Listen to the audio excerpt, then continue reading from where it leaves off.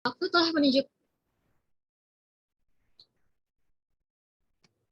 Baik, berhubung waktu telah menunjukkan tepat pukul 19.45 waktu Indonesia Tengah, izinkan saya untuk membuka acara kita dengan sebuah pantun. Duduk sendiri di kamar nostalgia, menanti pacar dari kemarin. Sebelum mulai acara kita, izinkan saya untuk menyapa para hadirin. Assalamualaikum warahmatullahi wabarakatuh. Salam, Om Swastiastu, Namo Buddhaya, Salam Kebajikan. Selamat malam dan selamat datang kepada para peserta sosialisasi tips-sentrik kuliah di ITB dengan beasiswa LPDP yang bekerjasama dengan Himpunan Mahasiswa Teknik Pertambangan Universitas Nusa Cendana. Yang kami hormati, Lurah Kelurahan 10 LPDP ITB, Bapak Alwali Latov. Yang kami hormati, para narasumber kita pada malam hari ini, Kak Rido Agustian ST sebagai Awardi LPDP kandidat Master Rekayasa Pertambangan ITB, dan Bapak Nifonis Teki SSI MSI sebagai ITB. Yang kami hormati, alumni LPDP ITB. Yang kami hormati, Ketua Himpunan Mahasiswa Teknik Pertambangan Universitas Nusa Cendana, dan segenap peserta sosialisasi tips and trik kuliah di ITB yang mengikuti sosialisasi ini secara daring melalui via Zoom Meeting. Sebelum kita mulai acara kita pada malam hari ini, izinkan saya memperkenalkan diri saya. Perkenalkan diri, nama saya Dela, mahasiswa dari Prodi Teknik Pertambangan Universitas Nusa Cendana, selaku master yang tentunya akan membantu acara kita dari awal hingga akhir. Baik, sebelum beranjak ke acara selanjutnya, saya akan membaca tata tertib kita pada malam hari ini. Yang pertama, peserta diharapkan hadir 10 menit sebelum acara dimulai. Yang kedua, peserta wajib mengikuti kegiatan sosialisasi ini dengan tertib serta diharapkan untuk menyalakan kameranya. Yang ketiga, seluruh peserta diharapkan menjaga kondusivitas dengan mematikan audio. Ketika tidak berkepentingan berbicara terlebih pada saat pembicara sedang menyampaikan materi. Yang keempat, peserta diharapkan mengenakan pakaian yang rapi dan sopan selama sosialisasi ini berlangsung. Yang kelima, bagi peserta yang ingin memberikan pertanyaan, dipersilakan untuk menggunakan fitur raise hand atau dengan mengangkat tangan, dan moderator akan mempersilahkan untuk menyalakan kamera dan mikrofon, lalu menyampaikan pertanyaan kepada pemateri pada saat sesi Q&A atau sesi tanya-jawab. Yang keenam, bagi peserta yang terkendala jaringan, diperbolehkan menyampaikan pertanyaannya melalui kolom obrolan to everyone setelah penyampaian materi selesai.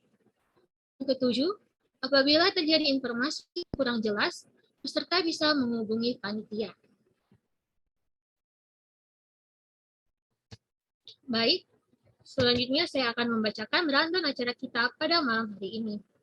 Yang pertama, kita akan mulai dengan pembukaan, lalu diikuti dengan sambutan, kemudian pemaparan materi S2 atau magister oleh narasumber 1, lalu materi S3 atau doktora oleh narasumber 2, lalu diikuti dengan sesi tanya-jawab dan diakhiri dengan penutup. Selanjutnya, kita masuki acara yang kedua yakni ucapan sambutan. Sambutan yang pertama akan disampaikan oleh Lurah Kelurahan 10 LPDP ITB, Bapak Alwali Alatov. Kepada Bapak dipersilakan. Baik, suara saya masuk ya. Terima kasih untuk Dela atas pemanggilannya. Mohon maaf, oke, selamat malam semuanya. Salam sejahtera untuk kita semua. Di malam yang berbahagia ini, perkenalkan saya Alwali Waliata Latov Solihin, biasa dipanggil Latov. Kebetulan saya adalah lurah dari Kelurahan LPDP ITB 10 yang kali ini bersama rekan-rekan dari divisi pengabdian, kita sebutnya Semangat Mengabdi, yang dikepalai oleh Mas Samsul dan juga teman-teman di sini ada Mbak Rovina Alexandria, termasuk juga Kak Ridlo dan lain-lain. Kami di sini ingin sharing, ingin berbagi beberapa hal tentang apa sih LPDP ITB, bagaimana teman-teman, tips and tricksnya, terus kalau bingung gitu, apa sih yang harus dipersiapkan dulu. Nah, disinilah tempatnya teman-teman bisa sharing, teman-teman semua bisa tanya. Sebelumnya, saya berterima kasih juga sama HMTP ya, Himpunan Mahasiswa Teknik Pertambangan ya, dari Undana, yang sudah mau berkolaborasi dengan kami. Sedikit perkenalan mungkin kenapa disebut kelurahan ya, karena jadi dari beasiswa LPDP sendiri, yaitu dari Kemenkeu, itu ada beberapa beasiswa ya, ada banyak sekali. Salah satunya adalah LPDP penyalurnya. Kebetulan kami di sini semua awardee yang menerima beasiswa LPDP, dan dari LPDP pusat dari Kemenkeu itu memberikan sebuah amanat perpanjangan tangan gitu. Jadi di setiap tempat, kalau misalkan di Indonesia itu biasanya di setiap kampus, kalau di luar negeri itu biasanya di setiap negara. Itu ada yang namanya kelurahan. Jadi kebetulan kita adalah kelurahan LPDP ITB, itu yang mau sharing tentang bagaimana cara tips and trik supaya bisa keterima di LPDP dan juga di ITB khususnya. Kalau di luar negeri mungkin ada kelurahan Australia, kelurahan Rusia, kelurahan Swedia, dan lain-lain. Kalau di Indonesia per kampus biasanya. Nah, ini kebetulan saya juga diamanahi oleh teman-teman sebagai lurah, sebagai perwakilan yang mengkomunikasikan dari teman-teman ke LPDP juga. Di sini mungkin aku mau sedikit berpesan untuk rekan-rekan dari Undana ataupun yang lainnya, ini karena terbuka untuk umum ya, tidak khusus untuk Undana kan ya. Untuk teman-teman lainnya yang mungkin sudah ready, sudah eligible, sudah bisa mendaftarkan diri sebagai awardee, mumpung lagi mau dibuka gelombang kedua, saya harap teman-teman bisa banyak menggali informasi, bisa banyak menggali tips and trick gitu. Karena apa ya, tidak ada yang tidak mungkin lah. Maksudnya kita semua pasti bisa selama kita mau berusaha gitu. Untuk teman-teman atau adik-adik yang masih belum eligible, mungkin masih semester akhir, atau mungkin semester tengah udah ngincer-ngincer mau kemana, mohon disimak dulu aja. Dijadikan ini semua inspirasi, dijadikan semua motivasi untuk bisa melanjutkan ke jenjang yang lebih tinggi. Karena pada dasarnya adalah cita-cita mulia teman-teman semua adalah bukan hanya bisa keterima di LPDP, bukan hanya bisa keterima di ITB, tapi cita-cita dari semua teman-teman kelurahan LPDP ITB adalah supaya teman-teman dari Undana dan teman-teman dari luar yang lain yang join di Zoom kita malam hari ini itu memiliki motivasi dan keinginan untuk bisa lanjut ke jenjang yang lebih tinggi gitu. Tidak berhenti hanya sampai di S1 saja gitu misalkan, atau D4 saja. Bisa lanjut lagi ke S2 bahkan di S3 gitu. Di sini ada Kang Ridlo yang bisa sharing tentang bagaimana kehidupan magister, dan juga ada Kak Steki yang bisa sharing tentang bagaimana kehidupan doktoral. Jadi cita-cita kami semua adalah supaya membangkitkan semangat teman-teman semua bisa berkuliah lagi gitu. Tidak tertutup, tidak terkhusus menggunakan beasiswa LPDP atau di ITB gitu. Karena di luar sana beasiswa ada banyak, ratusan bahkan ribuan gitu. Kalau kalian mau kulik, LPDP itu hanya sedikit dari beberapa ratus bagian itu. Namun demikian, karena kami membawa nama LPDP, kami akan lebih banyak fokus memberikan tips and trick, dan bisa dibilang mungkin LPDP juga penerimanya paling besar ya dibanding beberapa beasiswa lain. Jadi kesempatan teman-teman juga besar selama teman-teman mau. Karena kemarin di sesi yang pertama, gelombang pertama, alhamdulillah puji Tuhannya banyak yang lolos juga gitu ya, dari teman-teman yang kita bantu, dari teman-teman yang esainya kita review, wawancaranya kita mock up, istilahnya kita training, kita tes, itu beberapa yang lolos, dan kita senang, kita turut bahagia juga gitu. Jadi teman-teman di sini sekali lagi silahkan disimak, silahkan dinikmati, tidak perlu terlalu tegang gitu, santai saja, karena ini semua yang penting membagikan motivasi teman-teman semua. Mungkin sekian dari saya. Terima kasih atas kesempatannya teman-teman semua. Selamat malam. Wassalamualaikum warahmatullahi wabarakatuh. Baik, terima kasih Bapak Awali atas sambutan hangatnya. Selanjutnya, kita akan mendengarkan sambutan dari Ketua Himpunan Mahasiswa Teknik Pertambangan Universitas Nusa Cendana. Untuk Kakak Ketua, dipersilahkan. Baik, terima kasih. Selamat malam untuk kita semua. Assalamualaikum warahmatullahi wabarakatuh.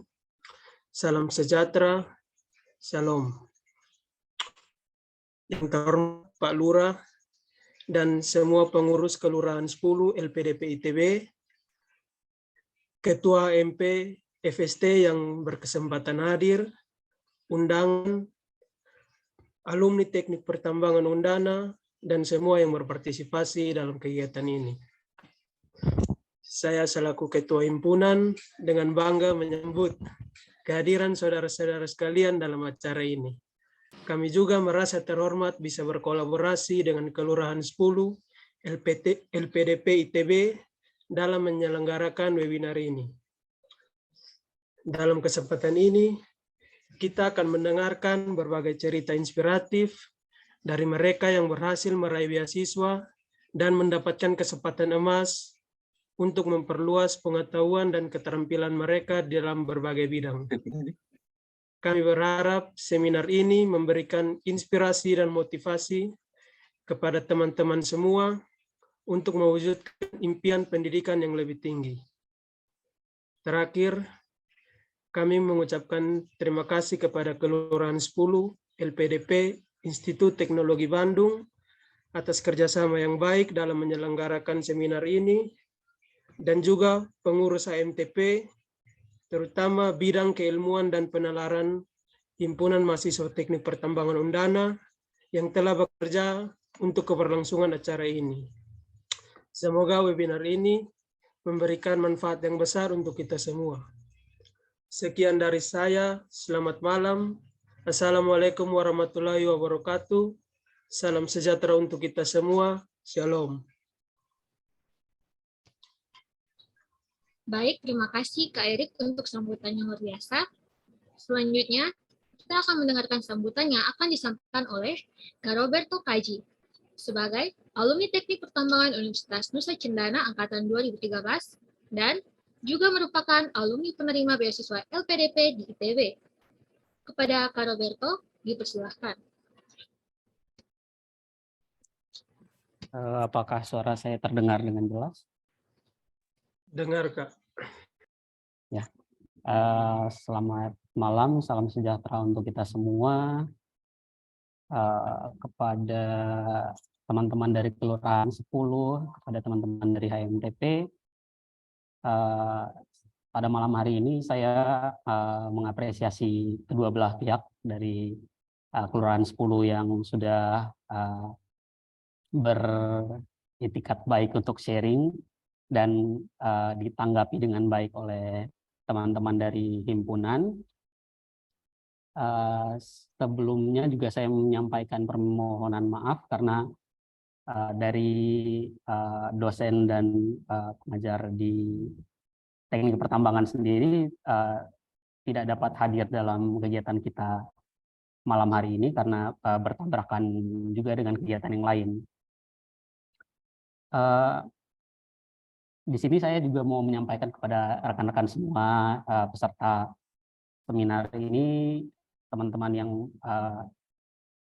ingin mengikuti beasiswa LPDP ini, ingin mendapatkan beasiswa LPDP mengenai pendidikan dan bagaimana teman-teman diberikan kesempatan oleh negara.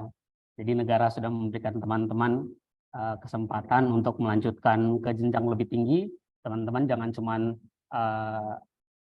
belajar, teman-teman bisa berpartisipasi. Di sini ada banyak kegiatan yang teman-teman bisa dapatkan selama perkuliahan, selama teman-teman menempuh studi. Teman-teman tidak hanya fokus dengan kegiatan akademis, teman-teman bisa fokus dengan mengasah skill, teman-teman bisa fokus membangun jaringan.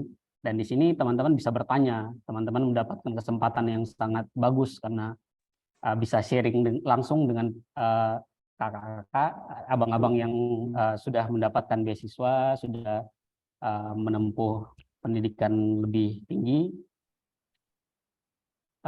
tidak lupa saya juga memberikan satu tips berharga buat teman-teman.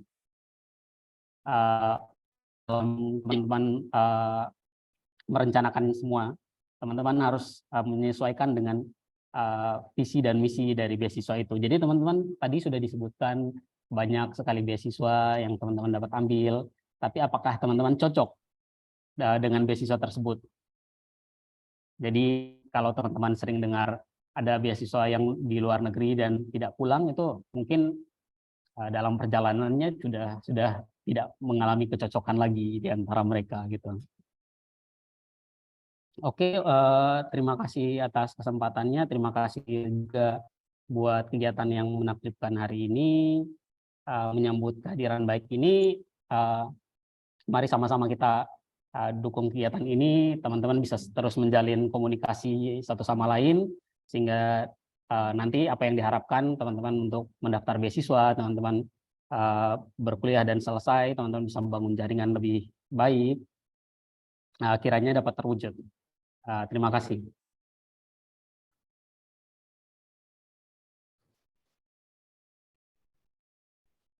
Baik, terima kasih Kak Roberto atas sambutan hangatnya. Dengan demikian, kegiatan sosialisasi tips and trik kuliah di ITB dengan beasiswa LPDP resmi dibuka. Memasuki acara yang ketiga adalah acara inti, di mana kita akan mendengarkan pemaparan materi oleh para narasumber yang akan dipimpin oleh moderator. Langsung saja kepada Rovina Alexandria selaku moderator dipersilakan. Baik, terima kasih untuk Kakak MC, Kakak Dela. Nah, sekarang kita masuk ke sesi yang sudah ditunggu oleh teman-teman, yaitu sesi materi. Kita akan mendengarkan materi terkait bagaimana sih tips and trick kuliah di ITB dengan beasiswa LPDP baik S2 maupun S3. Nah, untuk malam hari ini pemateri kita ada dua, yaitu ada Mas Rido Agustian ST, awardee LPDP, kandidat Magister Rekayasa Pertambangan ITB, dan kemudian ada Mas Fri Fonisteki, SSI MSI, awardee LPDP, kandidat Doktor Kimia ITB. Sebelum kita masuk ke sesi materi, mungkin saya juga sedikit perkenalan terkait dengan diri saya. Jadi saya sendiri juga alumni dari Teknik Pertambangan angkatan 2013 dan sekarang juga awardee LPDP ITB mengambil jurusan Teknik Lingkungan. Baik, kita akan masuk ke sesi materi. Yang pertama akan kita dengarkan sesi materi dari Karido Agustian untuk beasiswa S2. Mungkin bisa dibantu share screen terkait CV dari Karido. Oke, baik. Sebelum kita masuk ke sesi materi, mungkin kita kenalan sedikit dengan Karido Agustian. Nah, Karido Agustian ST sendiri adalah awardee LPDP RI PK 187 dengan pengalaman kerja ada di PT Cipta Krida Tama tahun 2001 sampai dengan 2022 pada site PT Kim Jambi GDP Mining Engineer, kemudian di CV Pribia tahun 2021 sebagai Engineer Consultant Administration Staff, kemudian pada tahun 2018 di PT Bukit Asam Tbk sebagai Student Internship. Untuk education sendiri, pada tahun 2015 sampai 2019, Karido Agustian menempuh jenjang sarjana di Universitas Negeri Padang UNP dengan jurusan yang sama yaitu Mining Engineering atau Teknik Pertambangan dengan judul skripsinya Evaluasi Sistem Penyaliran Tambang untuk mendapatkan sistem penyaliran ideal tahun 2019 di PIT Markona Penambangan Batu Bara PT Bumi Karya Makmur. Kemudian saat ini sedang ongoing Magister Rekayasa Pertambangan di Institut Teknologi Bandung dengan mengambil kelompok keahlian pengelolaan lingkungan pertambangan. Untuk training sendiri yang sudah diikuti ada K3 Basic Factory, Rewata Konsultan, Sertifikat Kompetensi Juru Ukur atau Surveyor BLK Padang, kemudian ada Diklat Teknologi Keselamatan Tambang Batubara Bawah Tanah SDM dan JOGMEC dari Jepang. Nah, bisa kita lihat di bagian kiri atas adalah sosial media yang dimiliki oleh Karido. Bagi teman-teman mungkin bisa di screenshot sehingga jika ingin menghubungi Karido bertanya terkait S2 ataupun bagaimana untuk LPDP ataupun ITB bisa menghubungi Karido dari Gmail, LinkedIn ataupun Instagram. Baik, sekarang kita masuk ke sesi materi, waktu dan tempat dipersilakan. Baik, terima kasih Kak Sandri. Apakah suara saya terdengar? Dengar jelas, Pak. Terdengar. Mas Akbar bisa bantu share screen?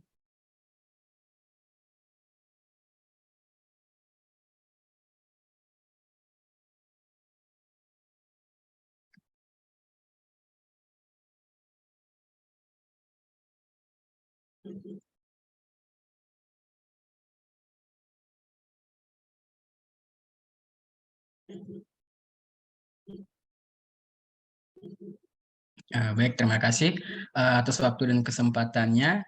Saya Rido Agustian, awardee LPDP, Program Magister Rekayasa Pertambangan ITB. Malam ini akan memberikan sharing session dengan tema tips dan trik lolos beasiswa LPDP di ITB. Next, Mas. Next. Nah, adapun outline sharing session pada malam ini, ada 3 topik yang ingin saya sampaikan. Yang topik pertama yaitu sekilas tentang LPDP, kemudian topik kedua yaitu tips penulisan esai, dan topik terakhir yaitu bagaimana mendapatkan LOE di ITB.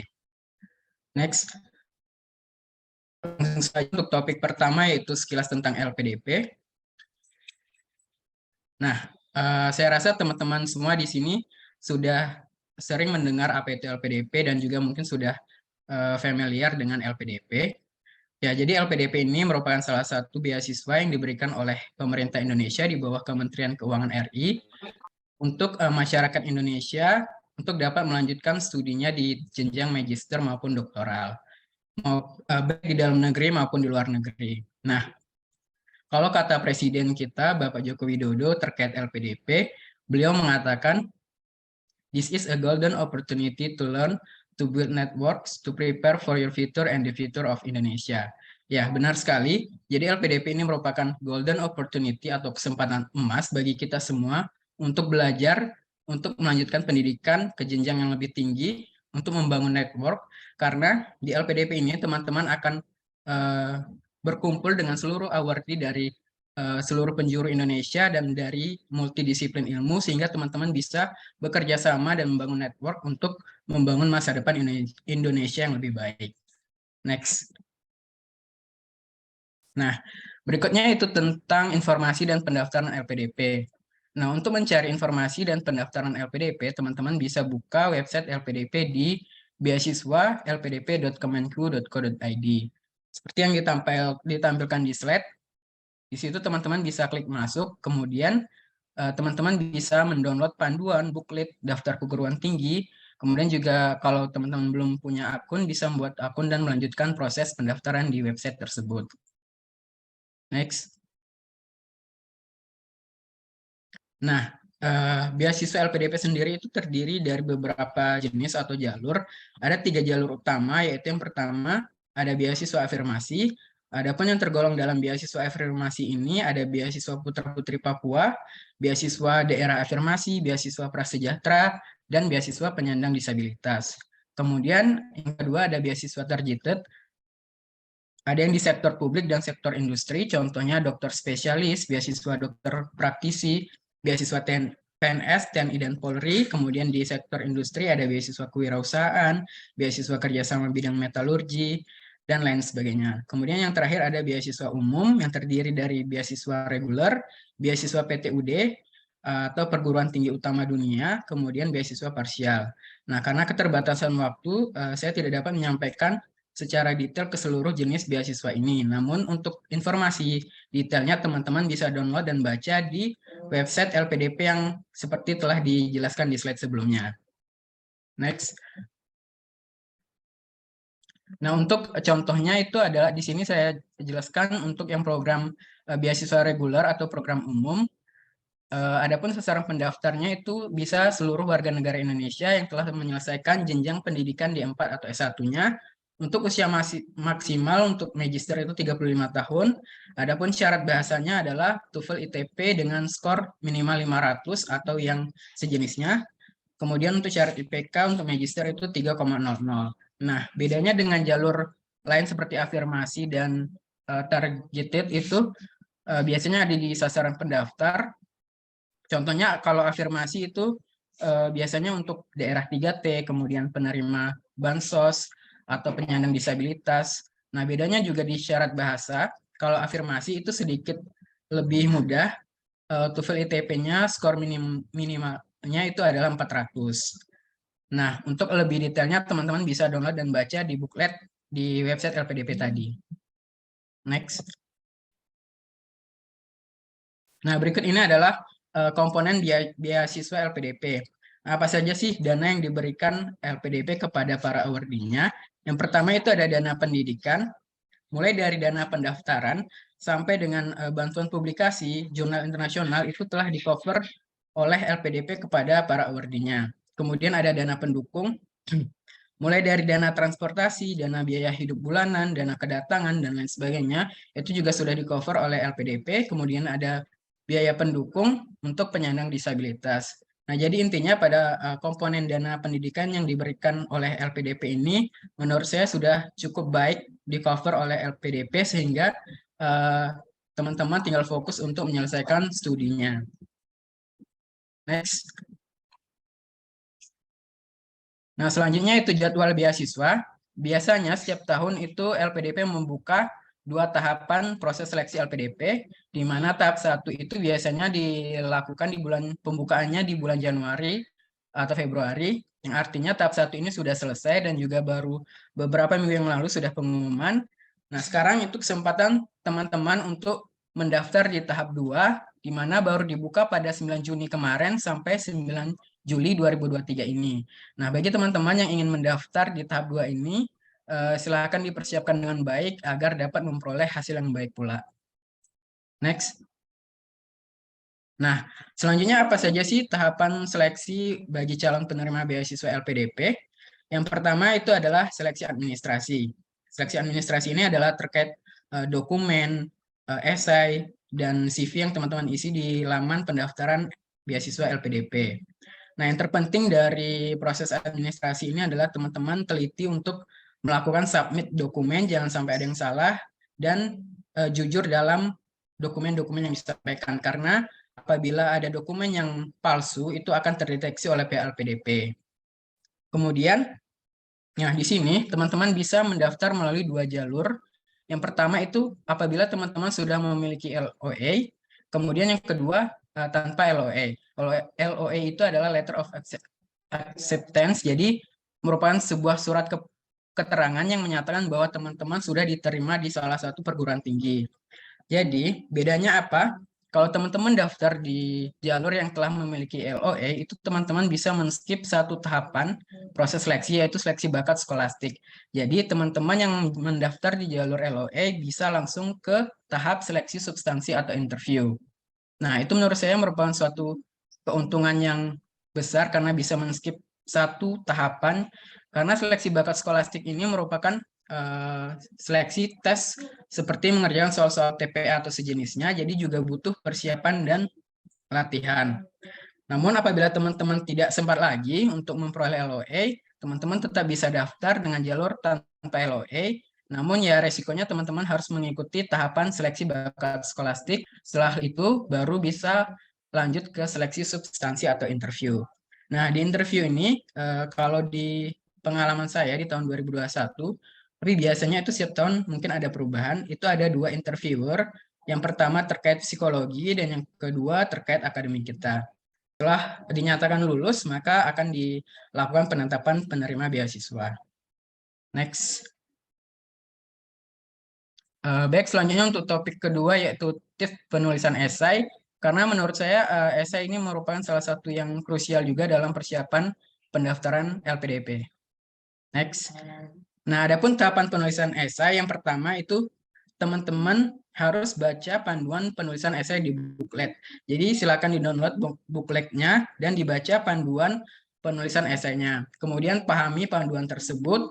Selanjutnya tulis esai sesuai dengan panduan atau format. Kemudian baca kembali dan koreksi penulisan seperti typo, struktur kalimat, atau pemilihan kata yang baik. Terakhir, silakan teman-teman minta review dari orang lain yang cukup berpengalaman dalam bidang tersebut. Next. Nah, ini adalah format penulisan esai. Di tahun 2021 itu di bookletnya tertera jelas poin-poin apa saja yang harus dituliskan dalam esai. Namun saya lihat di 2023 itu hanya intinya saja. Nah, jadi teman-teman bisa melihat dari tahun 2021, adapun yang harus terdiri dalam esai tersebut, yang pertama yaitu deskripsi diri saudara, yang kedua deskripsi masalah urgent yang sedang dialami oleh Indonesia, kemudian yang ketiga deskripsi pentingnya ilmu yang akan teman-teman ambil, yang keempat deskripsi mimpi saudara tentang Indonesia di masa depan, yang kelima deskripsi peran apa yang akan teman-teman ambil, dan yang terakhir bagaimana cara teman-teman mewujudkan mimpi tersebut. Next. Nah, ini merupakan outline penulisan esainya. Jadi poin pertama itu adalah deskripsi diri. Nah, di poin ini teman-teman bisa mendeskripsikan paling tidak yaitu nama dan asal daerah, latar belakang pendidikan, latar belakang pekerjaan, dan areas of interest. Jadi teman-teman itu tertarik di bidang atau kegiatan seperti apa. Kemudian poin kedua yaitu masalah dan solusi. Nah, di sini teman-teman bisa menceritakan terkait baik itu masalah skala lokal maupun nasional, kemudian bagaimana solusi dari masalah tersebut. Kemudian poin ketiga yaitu bidang keilmuan. Di sini teman-teman bisa mendeskripsikan ilmu dan pentingnya ilmu yang akan teman-teman ambil dan kaitkan dengan masalah yang telah teman-teman ceritakan di poin sebelumnya. Kemudian di poin keempat yaitu tentang mimpi untuk Indonesia, teman-teman bisa mendeskripsikan mimpi teman-teman untuk Indonesia yang spesifik dengan poin-poin sebelumnya, dan terakhir yaitu peran dan perwujudan mimpi. Nah, di sini teman-teman deskripsikan bagaimana peran seperti apa yang akan teman-teman ambil untuk dapat melakukan perwujudan mimpi tersebut. Nah, jadi dari poin 1, 2, 3, 4, 5 ini kalau bisa itu relate dan saling terhubung. Misalnya di masalah apa yang dijelaskan itu berkaitan dengan bidang ilmu yang akan diambil, kemudian berkaitan lagi dengan mimpi yang akan teman-teman capai, kemudian perannya seperti apa, itu saling berhubungan antara satu dengan yang lainnya. Next. Kemudian hal penting dalam penulisan esai yang pertama itu tentu harus konsisten. Seperti saya sampaikan sebelumnya, itu harus relate dari poin ke poin agar menjadi satu kesatuan esai yang baik. Kemudian yang kedua tentu mudah dipahami. Kemudian yang ketiga logis atau masuk akal. Jadi di sini teman-teman tidak perlu menceritakan sebuah mimpi yang sangat besar sehingga terlihat seperti tidak masuk akal. Teman-teman nggak harus menceritakan mimpi yang besar itu ya, tapi bagaimana mimpi itu dapat terwujud dan berimpact bagi negara Indonesia. Dan yang terakhir itu adalah alasan kuat teman-teman untuk melanjutkan pendidikan dan rencana kontribusi, sehingga nantinya LPDP menerima teman-teman sebagai awardee LPDP. Next. Baik, untuk topik selanjutnya yaitu bagaimana sih cara mendapatkan LOE di ITB. Next. Nah, bagaimana caranya teman-teman mendapatkan LOE di ITB, yaitu dengan mendaftar program Pasca Sarjana ITB. Untuk informasi dan pendaftaran, teman-teman bisa buka website di admission.itb.ac.id.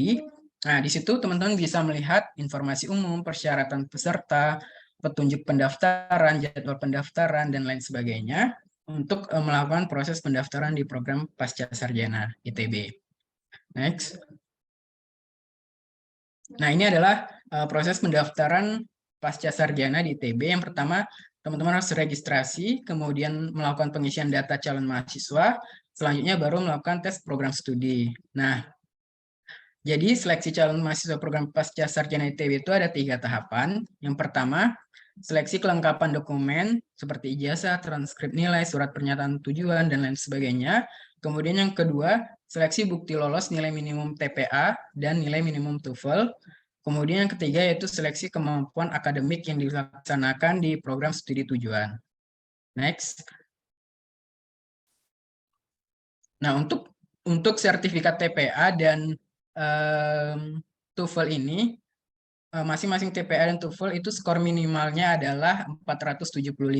Jadi untuk mendaftar di program Pasca Sarjana ITB, teman-teman harus mempersiapkan TOEFL ITP atau yang setaranya. Kalau TOEFL ITP itu 475 dan TPA juga 475. Next.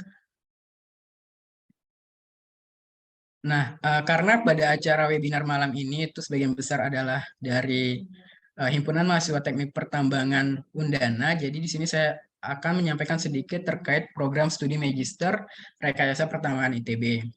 Next.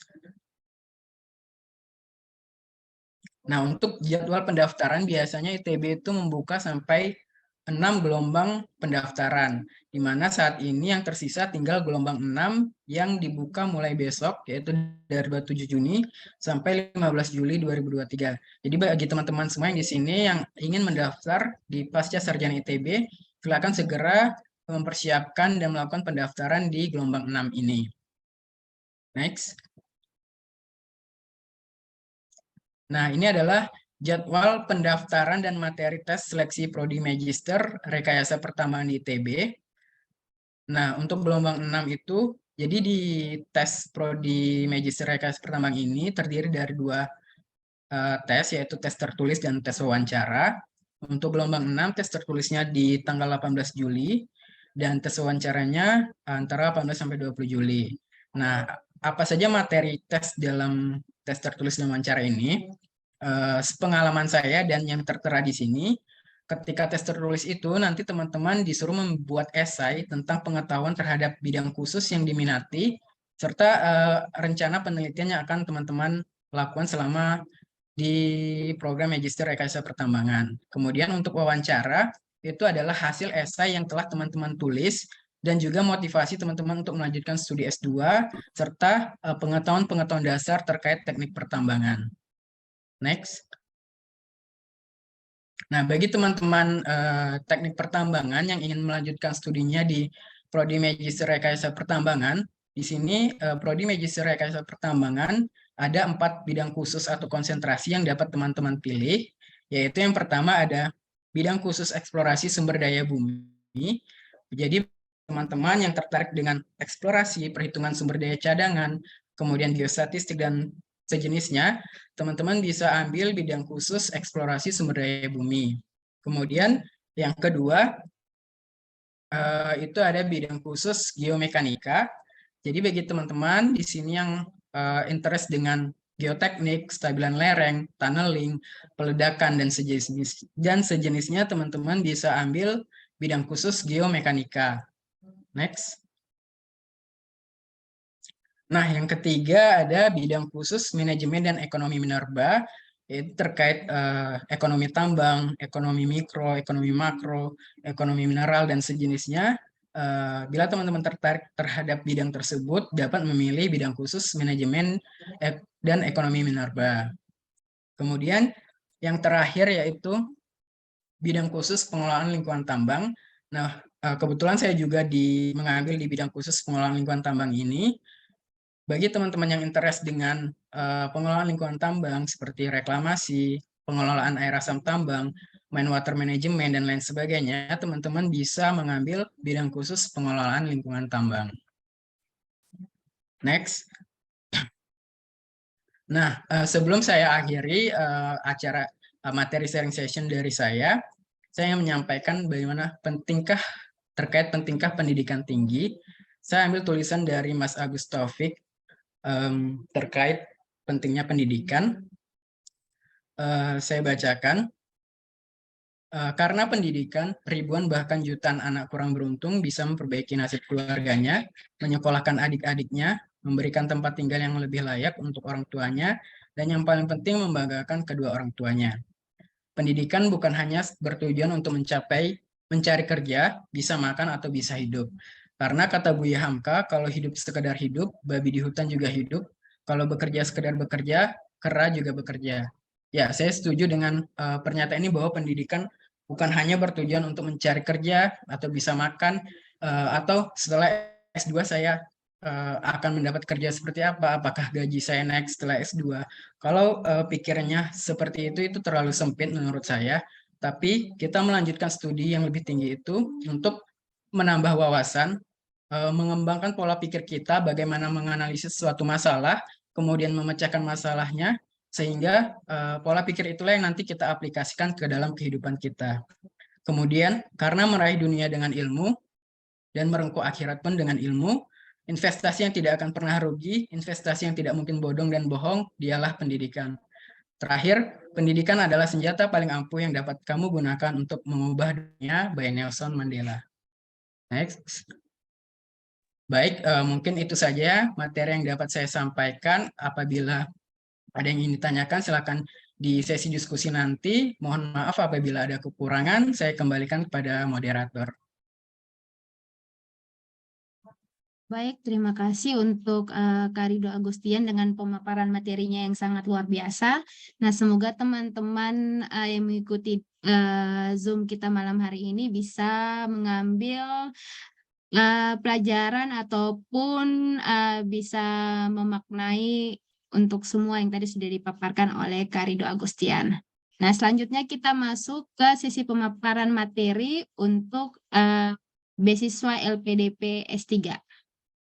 Mungkin boleh dibantu untuk share screen-nya.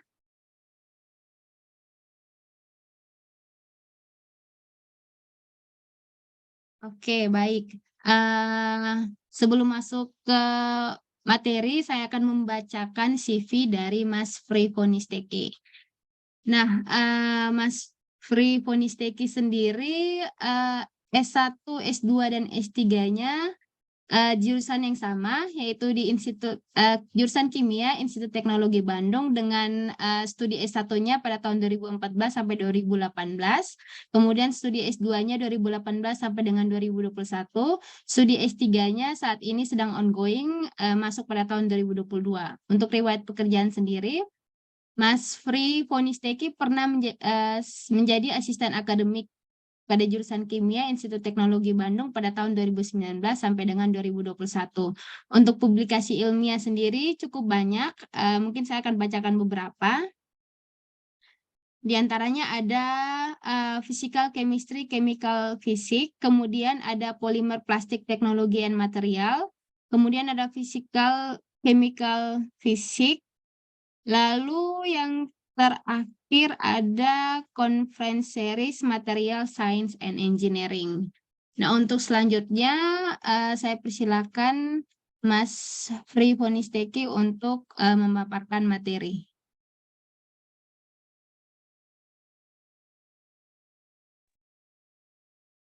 Tes. Apa terdengar? Terdengar Oke. dengan jelas, Mas. Oke. Mungkin silahkan slide-nya. Kalau dari CV kelihatan ini ya, nggak pernah kerja ya.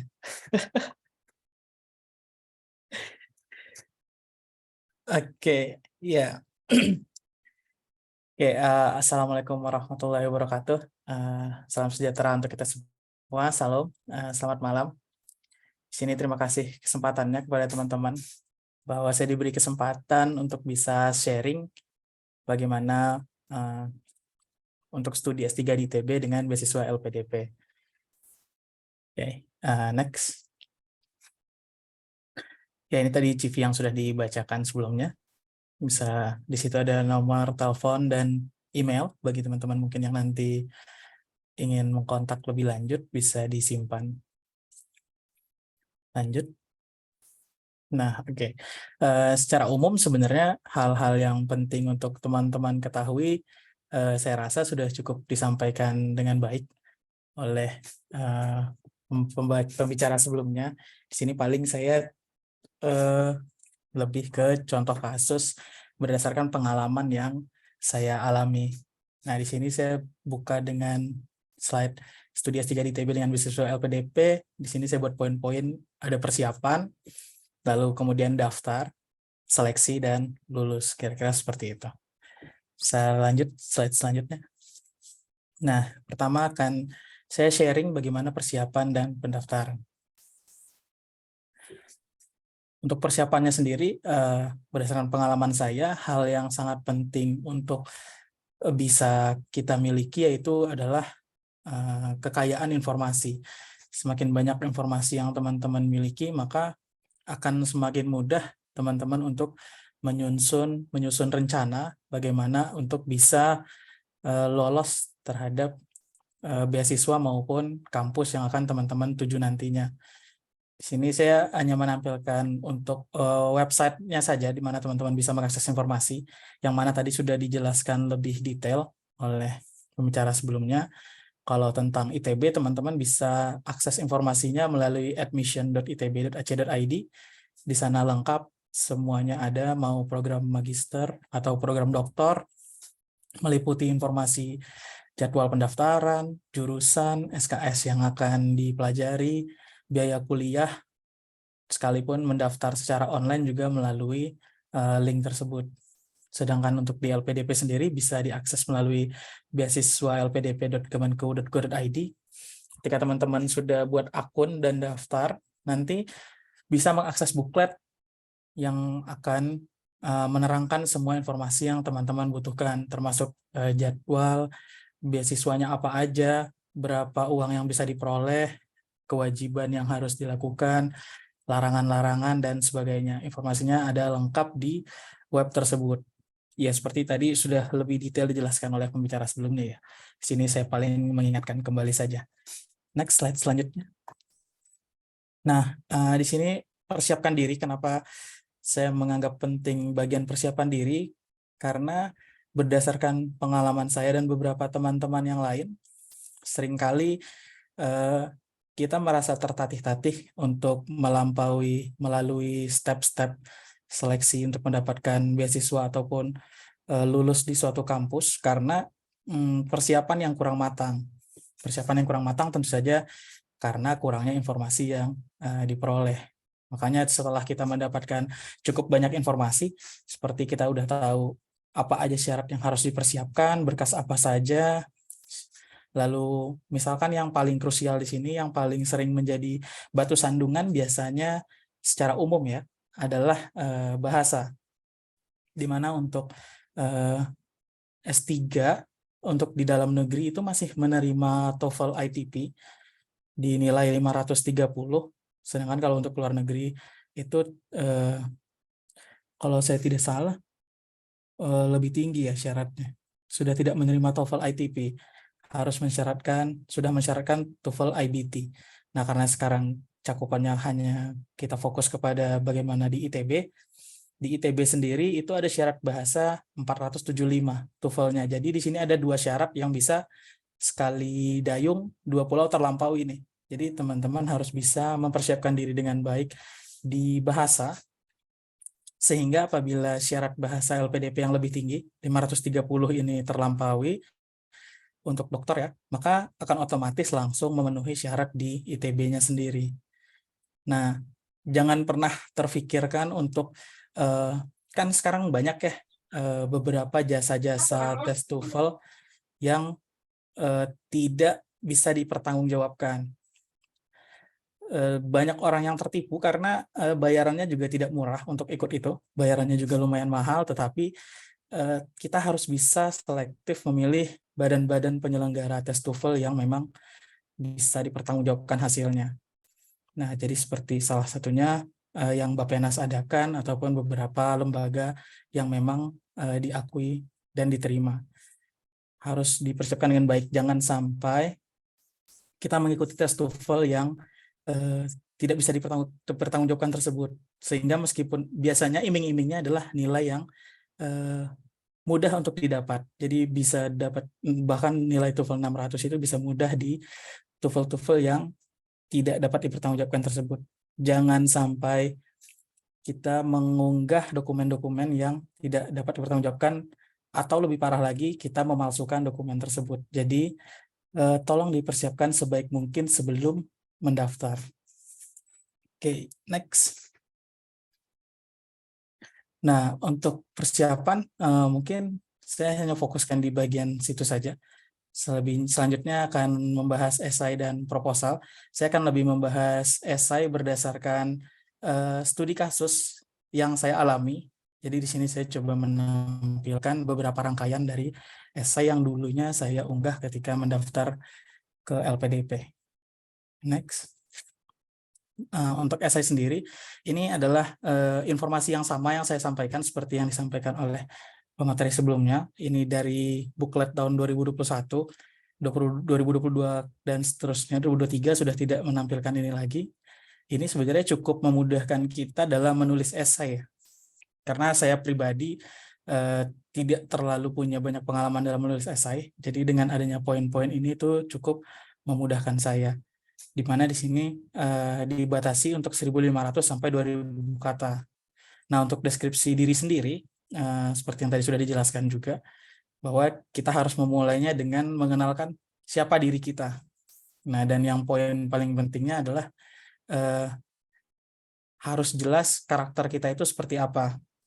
Kalau di sini contohnya saya bilang di kalimat pertamanya adalah, saya adalah seorang pembelajar dengan segenap maknanya. Jadi menurut saya itu cukup kalimat yang powerful, yang menunjukkan bahwa saya ini seorang yang mau pembelajar. Karena pembelajar itu kan karakter yang bisa beradaptasi, suka dengan ilmu dan sebagainya. Segala informasi positif ini penting untuk memberi karakter-karakter positif terhadap diri teman-teman, tentunya yang jujur ya, bukan yang diada-adakan. Jadi harus diberitahu dengan sejujur-jujurnya. Hal-hal positif harus dapat tergambarkan dengan baik dari bagian ini di deskripsi diri. Oke, next. Selanjutnya itu ada deskripsi masalah urgent yang sedang dialami oleh Indonesia ataupun lingkungan sekitar. Nah, di sini tentu saja harus berhubungan dengan kalau misalkan teman-teman S1 dan akan melanjutkan studi S2, tentu saja masalah yang harus teman-teman angkat di sini berhubungan dengan penelitian skripsi teman-teman. Atau kalau untuk S3 tentu saja sebaiknya ilmunya linear. Jadi S1 dan S2-nya itu mendalami suatu masalah yang sama. Sehingga di esai ini kita bisa dapat dengan leluasa untuk menceritakan apa sebenarnya masalah urgent yang sedang dialami oleh Indonesia, yang kita itu punya solusinya dari penelitian-penelitian yang sudah kita lakukan.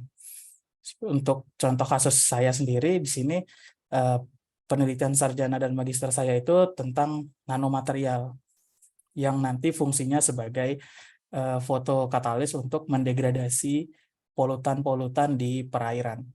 Kira-kira seperti itu. Next. Nah, di bagian ketiga di sini kita penting untuk menerangkan bagaimana ilmu kita yang sudah dipelajari dan akan kita ambil di studi selanjutnya itu dapat berkontribusi terhadap masalah yang tadi. Nah, seperti contoh saya di sini adalah karena saya meneliti material fotokatalis untuk degradasi polutan di lingkungan, saya jelaskan dulu kenapa saya harus mengambil studi lebih lanjut. Karena dari penelitian yang sudah saya lakukan, ada kelemahan-kelemahan tertentu yang pengen saya teliti lebih lanjut agar kemampuannya untuk memecahkan masalah yang tadi itu lebih powerful lagi. Jadi harus bisa tergambarkan dengan baik kenapa kita harus meneliti lebih lanjut. Kira-kira seperti itu. Next lagi. Nah, selanjutnya agak sedikit ada gap ya kalau kita bikin cerita narasi dari kita mendeskripsikan masalah, tiba-tiba mimpi tentang Indonesia. Nah, kita jangan sampai di sini membuat seolah-olah antara paragraf sebelumnya dengan paragraf di sini itu menjadi dua hal yang tidak nyambung. Jadi seperti yang ditekankan oleh pembicara sebelumnya bahwa harus ada benang merah di setiap poin-poin yang kita buat. Jadi tetap di sini kita harus mengarahkan mimpi kita tentang Indonesia di masa depan itu berhubungan dengan apa penelitian yang sudah kita lakukan dan solusi yang kita tawarkan. Seperti saya di sini, saya mengatakan bahwa saya ingin Indonesia di masa depan itu memiliki lingkungan yang bersih. Karena penelitian saya untuk membersihkan polutan di perairan, maka saya menonjolkan ingin mimpi saya tentang Indonesia di masa depan yang lingkungannya bersih. Kira-kira seperti itu. Next. Nah, selanjutnya itu kita diminta untuk menjelaskan peran yang akan kita lakukan. Nah, saya di sini kembali mengulangi kalimat bahwa saya adalah seorang pembelajar, yang mana saya berjanji akan berkontribusi aktif, karena belajar itu tidak pernah selesai. Jadi meskipun sudah lulus nanti, tentu saja saya akan terus belajar. Nah, seringkali belajar itu kan cuma disempitkan maknanya sekedar belajar di kelas gitu ya. Padahal belajar itu satu kata yang maknanya sangat luas. Jadi meskipun sudah selesai pendidikan formal sekalipun, di dunia kerja pun kita sebenarnya belajar terhadap hal-hal baru, berdiskusi dengan orang, kita pasti mendapatkan informasi baru, yang mana itu juga suatu proses pembelajaran. Nah, di sini kita harus penting menjelaskan setelah semua cerita panjang tadi, bagaimana peran kita itu tetap berhubungan dengan yang sudah kita jelaskan sebelumnya. Next, terakhir itu tentang deskripsi cara mewujudkan mimpi. Setelah kita bercerita panjang, masalah, solusi, terus mimpi kita tentang Indonesia dan peran kita, terakhir kita diminta untuk mengkonkretkan hal-hal yang sudah kita sampaikan. Karena kalau sekedar cerita saja, tentu saja tidak menjadi suatu nilai ya, nggak ada harganya. Maka penting untuk dikonfirmasi dengan cara kita menceritakan bagaimana kita mewujudkan mimpi-mimpi yang sudah kita jelaskan sebelumnya. Nah, kalau saya sendiri di sini, dengan segala yang sudah saya jelaskan, pada akhirnya saya menyampaikan bahwa saya ingin mewujudkan mimpi tersebut dengan cara menjadi dosen. Karena menjadi dosen itu saya bisa tetap melakukan penelitian dan terus berkontribusi aktif terhadap perkembangan penelitian di Indonesia, terutama untuk pembersihan polutan di perairan. Kira-kira seperti itu. Dan yang terakhir, next, yang paling penting, kita di sini dibatasi untuk minimal 1.500 dan maksimal 2.000 kata. Jadi jangan kurang dan jangan lebih. Karena ini sistem seleksi administrasi itu hitam dan putih. Jadi selama kita mengikuti segala aturan-aturan yang ada, maka kita akan lolos dari seleksi administrasi tersebut. Tapi jika ada yang terganjal, misalkan kalau kita bilang kita buat esai 1.499 kata, menurut kita kan hanya kurang sedikit gitu, kayaknya bakal diloloskan. Tetapi karena sistem checkingnya itu by system, pasti hitam putih, jadi kalau kurang dari 1.500 maka akan diskualifikasi. Maka penting untuk menggunakan aplikasi-aplikasi yang dapat memudahkan. Seperti di sini Microsoft Word, itu ada fitur word count yang mana bisa menghitung jumlah kata dari esai yang sudah kita buat tersebut. Oke, next. Nah, selanjutnya untuk proposal. Proposal ini spesifik bagi teman-teman yang ingin mendaftar S3, karena kalau S2 saya itu tidak disyaratkan untuk proposal. Nah, untuk S3 sendiri juga diwajibkan membuat proposal penelitian 1.500 sampai 2.000 kata juga, yang mana poin-poinnya sebenarnya saya rasa cukup umum ya bagi kita yang apalagi di dunia akademik. Teman-teman S1 pun sudah membuat skripsi, tentunya sebelum melakukan penelitian harus bikin proposal kan. Nah, secara garis umum itu poin-poinnya sama saja. Ada judul penelitian, latar belakang, perumusan masalah, pertanyaan dan tujuan penelitian, kelogisan, metode dan desain, signifikan manfaat, kesimpulan dan saran, daftar pustaka. Di sini sih menurut saya tidak ada hal yang terlalu tricky atau gimana-gimana. Harusnya kita yang sudah melalui beberapa kali pendidikan kayak semacam skripsi, sudah bikin proposal, harusnya bisa buat proposal. Oke, next. Nah, terakhir setelah melewati seleksi administrasi, tentunya ada namanya seleksi substansi atau wawancara. Kalau seleksi potensi skolastiknya kita skip aja ya bahasannya. Lanjut ke wawancara aja, karena beberapa tips dan trik ketika wawancara itu mungkin lebih tricky. Next. Nah, untuk tips seleksi wawancara sendiri, yang paling penting berdasarkan pengalaman saya itu gali sebanyak-banyaknya pengalaman orang lain. Apalagi kita hidup di zaman sekarang ini, informasi sudah sangat terbuka luas. Teman-teman bisa akses dari internet, mau itu di Google, cari blog-blog orang yang cerita tentang bagaimana pengalaman dia, atau paling mudahnya di YouTube, itu sudah banyak sekali bagaimana orang memberi tips-tips untuk wawancara. Yang paling penting untuk diperhatikan yaitu pakaian, kedisiplinan, keramahan dan kesopanan, teknik bicara dan teknik menjawab, dan gestur tubuh. Dan pastikan menjawab itu dengan BJB, baku, jujur, dan benar. Jadi kita harus menghindari beberapa kalimat yang biasa kita gunakan sehari-hari yang kurang baku. Jadi sebaiknya menggunakan kalimat baku, dan jujur itu suatu hal yang harus ya. Jadi nggak boleh bohong karena pasti akan merugikan diri kita sendiri. Nah, lalu kuasai esai yang tadi sudah kita buat dan diunggah saat mendaftar. Karena biasanya saat wawancara itu, pewawancara akan mengkonfirmasi ulang apa yang sudah kita sampaikan di esai. Konten wawancara program dokter sendiri itu 70%-nya membahas tentang proposal riset, 20%-nya tentang pengalaman kerja, dan 10%-nya psikologi. Jadi penting untuk memahami proposal riset yang sudah kita buat. Publikasi adalah suatu nilai tambah menurut saya, enggak suatu hal yang wajib. LOA mungkin akan meningkatkan persentase teman-teman untuk lolos jauh lebih tinggi dibandingkan tidak punya LOA. Spesifik untuk kasus program dokter ya. Kalau magister saya masih sering menemukan banyak yang lolos LPDP tanpa punya LOA. Tapi kalau untuk dokter sepertinya hampir jarang sekali saya bisa menemukan ada yang lolos LPDP tanpa LOA. Kira-kira seperti itu. Oke, saya rasa slide-nya sudah selesai ya. Terima kasih. Saya kembalikan kepada panitia. Baik, terima kasih Mas Free Ponisteki atas pemaparan materinya yang sangat luar biasa. Semoga kami semua di sini bisa mengikuti jejak dari Mas Deki untuk melanjutkan studi S3 juga. Amin. Nah, sekarang kita masuk ke sesi berikutnya, yaitu sesi diskusi tanya jawab.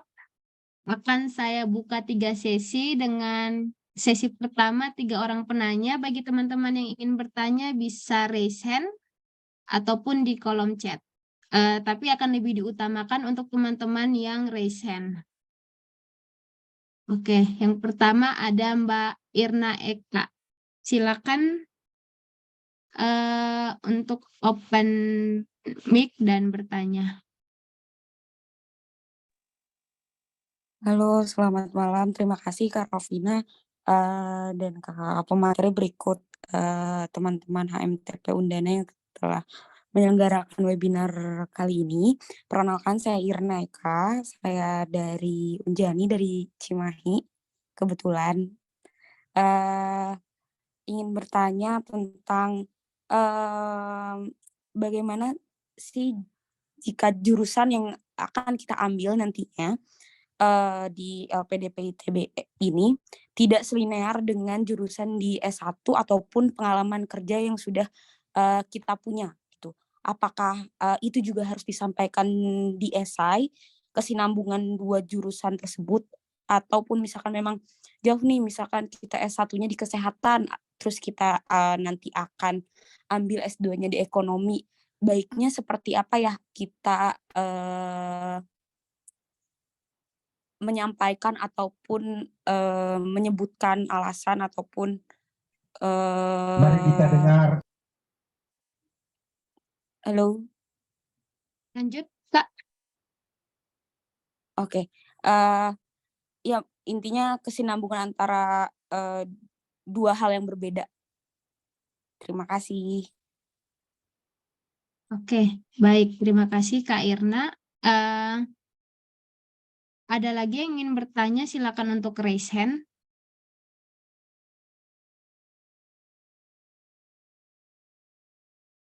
Oke, mungkin karena belum ada yang raise hand, saya membacakan pertanyaan dari kolom chat. Ada dari Kak Manurung TA. Izin bertanya kepada kakak pemateri, jika kondisi sebagai seorang fresh graduate S1 sudah dapat tawaran atau diterima kerja sesuai dengan bidang atau jurusan perkuliahan, apakah memilih terjun ke dunia pekerjaan tersebut atau melanjutkan studi? Nah, dahulukan terjun ke dunia kerja, baik mencari pengalaman, membangun ekonomi, atau lanjut studi. Jadi pertanyaannya, ketika baru lulus dari S1, fresh graduate, apakah lebih baik bekerja dulu atau langsung melanjutkan studi S2? Dan kemudian ada pertanyaan dari penanya yang sama. Mungkin kakak pemateri dan kakak yang lain dari ITB atau tahu tentang jurusan hidrogeologi di ITB. Mohon pemaparannya. Hidrogeologi. Oke. Baik. Mungkin Mas Teki atau Karido bisa menjawab dari Mas Teki mungkin duluan. Oke, tadi dari Mbak Irna dulu ya. Tadi Mbak Irna bertanya tentang bagaimana kalau tidak linear, bahkan ekstrim ya dari kedokteran ke ekonomi. Kalau menurut pendapat saya pribadi, sebaiknya itu kita dapat menjelaskan dengan baik di esai. Karena tentu saja Mbak Irna misalnya pasti punya alasan yang benar untuk melakukan hal tersebut. Misalkan S1-nya kesehatan, lalu S2-nya pengen ngambil ekonomi. Nah, tentu saja kan ada alasan. Nah, alasan itu yang harus kita sampaikan melalui esai. Kenapa dari S1 yang kesehatan kita pindah ke S2 yang ekonomi. Misalnya saja dari S1 kesehatan lalu Mbak Irna melihat di dunia pekerjaannya sendiri ternyata ada bidang-bidang kesehatan yang membutuhkan ilmu ekonomi dan tidak banyak orang kesehatan yang memahami itu misalnya. Untuk mengisi posisi tersebut, maka Mbak Irna memutuskan untuk melanjutkan studinya ke ekonomi. Nah, hal-hal seperti itu justru bisa menjadi nilai tambah. Karena dinilainya, wah Mbak Irna ini bisa melihat masalah yang ada dan mau menjadi solusi dari masalah tersebut. Menurut saya seperti itu.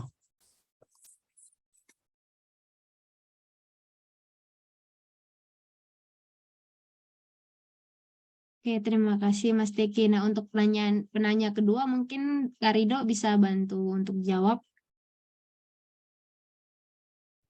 Oke, baik. Untuk pertanyaan kedua dari Mas Manurung ya. Ya. Jika kondisi sebagai seorang fresh graduate S1 sudah dapat tawaran atau diterima kerja sesuai dengan bidang atau jurusan perkuliahan, apakah memilih terjun ke dunia pekerjaan tersebut atau melanjutkan studi? Nah, sebenarnya pengalaman saya juga seperti itu kemarin. Ketika saya sudah bekerja, namun juga lulus di LPDP. Kalau melihat kasus dari Mas Manurung, apa ya? Itu kan tergantung pilihan pribadi dan gimana kita mau ke depannya itu seperti apa.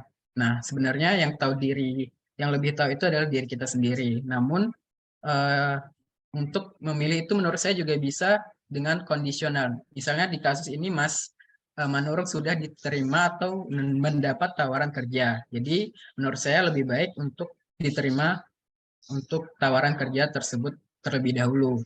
Nah, sehingga juga di sana Mas Manurung dapat mencari pengalaman dan karena untuk lanjut S2 kalau sudah ada pengalaman rasanya akan lebih matang lagi dan kasus-kasus yang akan diteliti itu sesuai dengan apa yang terjadi di lapangan nantinya. Jadi kalau menurut saran saya dengan kasus Mas Manurung itu sebaiknya ya diambil dulu tawaran kerjanya. Mungkin itu dari saya, Mbak. Oke, terima kasih. Untuk Mbak Irna, apakah terjawab? Jawab, Kak. Terima kasih banyak. Oke, baik. Nah, untuk teman-teman yang bertanya, silakan untuk raise hand, biar bisa lebih ter-highlight. Oh ya, untuk pertanyaan terakhir kan itu ada tentang hidrogeologi ya.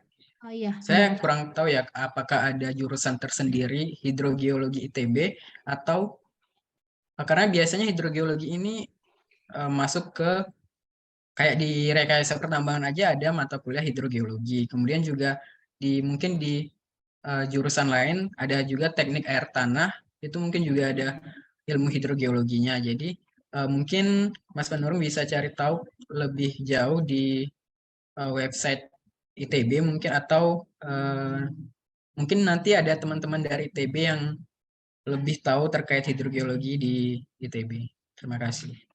Oke, ya baik, untuk pertanyaan yang terakhir tadi bantu jawab. Kebetulan ada teman saya juga yang melanjutkan S2-nya di hidrogeologi. Nah, itu ada di teknik air tanah. Jadi bisa ke website ITB, ke Fakultas FITB.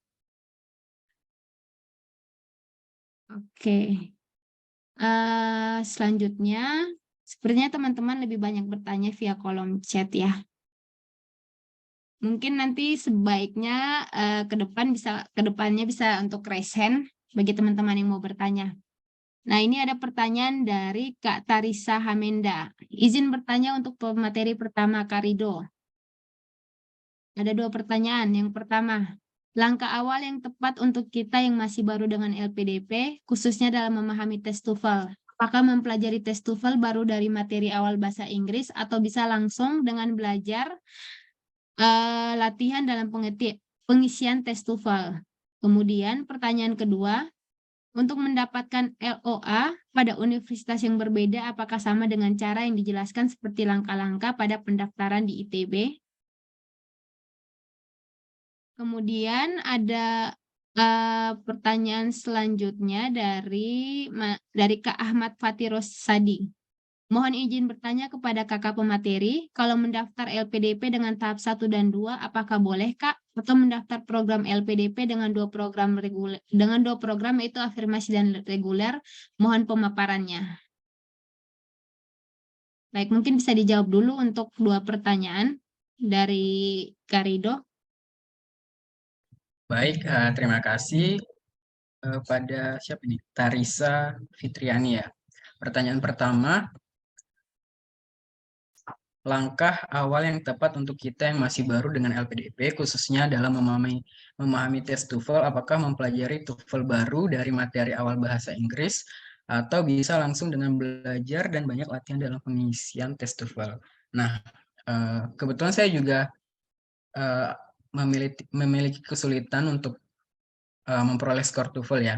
Jadi pengalaman saya, sebaiknya Mbak Tarisa itu mulai prepare untuk persiapan TOEFL, karena TOEFL ini juga butuh persiapan ya untuk memenuhi skor yang diharapkan. Nah, di sini sebaiknya sih Mbak Tarisa langsung mulai ke latihan soal dengan banyak-banyak latihan TOEFL, kemudian mengikuti prediksi terlebih dahulu, karena kalau real test itu kan cukup mahal ya. Jadi Mbak Tarisa bisa ikuti prediksi-prediksi terlebih dahulu. Kemudian Mbak Tarisa bisa mempelajari atau latihan TOEFL itu dari buku, kalau saran saya dari buku Longman, itu ada yang hijau sama merah. Mbak, itu kalau menurut saya bukunya cukup bagus ya untuk mempelajari TOEFL. Jadi Mbak Tarisa bisa belajar di buku Longman itu, kemudian banyak-banyak latihan, ikuti prediksi, ataupun bisa juga ke kampung Inggris misalnya, atau mengikuti les-les TOEFL. Nah, setelah hasil prediksinya mungkin sudah memenuhi skor, barulah Mbak Tarisa mungkin bisa mengikuti real test TOEFL-nya, sehingga hasil yang keluar bisa langsung sesuai dengan harapan. Kemudian pertanyaan kedua, untuk mendapatkan LOE pada universitas yang berbeda, apakah sama dengan cara yang dijelaskan seperti langkah-langkah pendaftaran di ITB? Mungkin kalau menurut saya mungkin secara umum sama ya, biasanya tes proses seleksi masuk di pasca sarjana di semua kampus, tapi tentu aja ada spesifik-spesifik masing-masing. Jadi Mbak Teresa cari aja informasinya di website kampus tujuan, atau mungkin cari kenalan di kampus tujuan yang ingin Mbak Tarisa tuju. Tapi kalau secara umum mungkin sama ya, ada tes tertulis dan administrasi, tes tertulis dan wawancara. Terima kasih. Oke, baik. Terima kasih Kak Rido. Nah, untuk pertanyaan selanjutnya mungkin Mas Teki bisa bantu jawab terkait dengan mendaftar LPDP dengan tahap 1 dan 2. Apakah boleh atau mendaftar program LPDP dengan 2 program yaitu afirmasi dan reguler. Mohon pemaparannya. Oke, Mas Ahmad Fatih Rosadi ya. Dulu seingat saya waktu saya daftar waktu tahun 2022 itu gelombang 1, waktu itu aturannya itu bagi yang daftar tahap 1 dan dinyatakan lolos sampai seleksi interview gitu kalau tidak salah, tidak diizinkan untuk daftar di tahap 2 waktu itu. Nah, tapi setelah itu di tahun 2023 itu aturannya dicabut. Jadi semua yang daftar di tahap 1 dan dinyatakan tidak lulus itu boleh daftar di tahap 2. Jadi terkait aturan itu sebenarnya sangat bergantung kepada waktunya.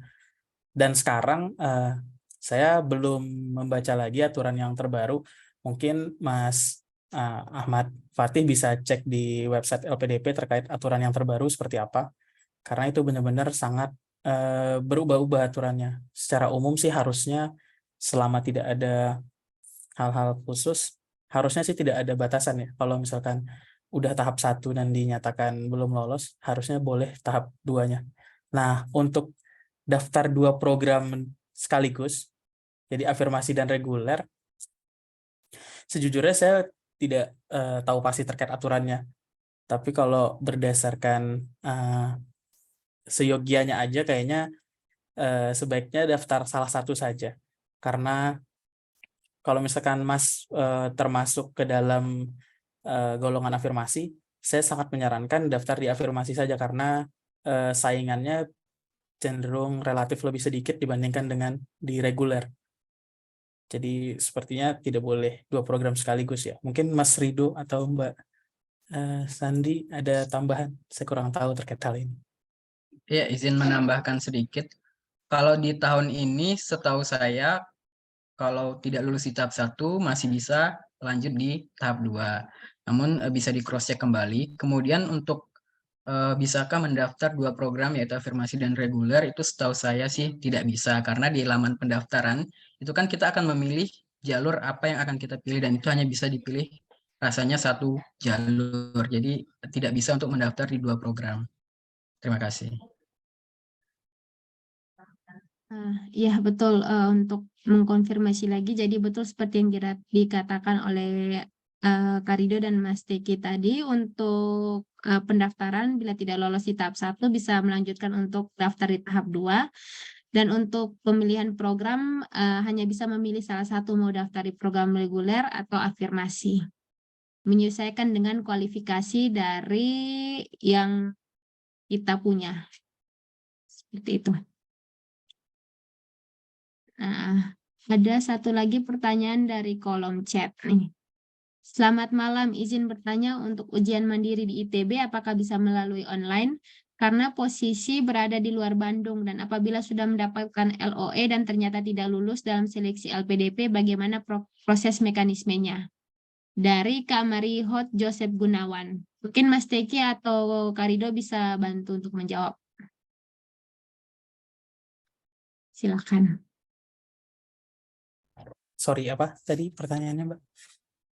Oke, pertanyaannya untuk ujian mandiri di ITB saat ini apakah bisa melalui online? Kemudian apabila sudah mendapatkan LOA dan ternyata tidak lulus dalam seleksi LPDP, bagaimana proses mekanismenya? Oke, kalau untuk tes sendiri menurut saya sekarang itu sudah offline ya, jadi tidak ada online-nya lagi. Jadi seleksi tes tertulisnya offline, dan kalau untuk S3 wawancaranya juga sudah offline. Dan kalau punya LOA dan tidak lulus di LPDP, saya kurang tahu kalau terkait itu, karena sepertinya kalau sudah punya LOA dan tidak ada hal-hal yang terlalu aneh, sepertinya lolos-lolos saja ya. Mungkin bisa ditambahkan Mas Rido dan Mbak Sandi. Ya baik, izin menambahkan. Kalau untuk online atau offline itu mungkin sekarang udah transisi mulai ke offline lagi ya. Jadi sebaiknya dicari tahu kembali. Kadang masing-masing prodi juga punya mekanisme yang berbeda, bisa online, bisa offline. Kalau sekarang sih udah mulai transisi ke offline. Kemudian untuk apabila sudah mendapatkan LOE dan ternyata tidak lulus dalam seleksi LPDP, itu solusinya bisa mengajukan defer atau penundaan studi. Kalau nggak salah itu di ITB bisa 1 semester atau 1 tahun gitu, jadi bisa mengajukan defer atau penundaan studi sampai mungkin dapat LPDP-nya. Itu Mbak, terima kasih. Oke, baik. Terima kasih, Kak Ridho. Nah, masih dari Kak Marihot. Misalnya di tahap 1 mendaftar di afirmasi, lalu tahap kedua mendaftar di reguler. Bagaimana ya, Kak? Berarti pertanyaannya masih sama seperti penanya sebelumnya. Apakah bisa atau tidak mendaftar dengan 2 program yang berbeda?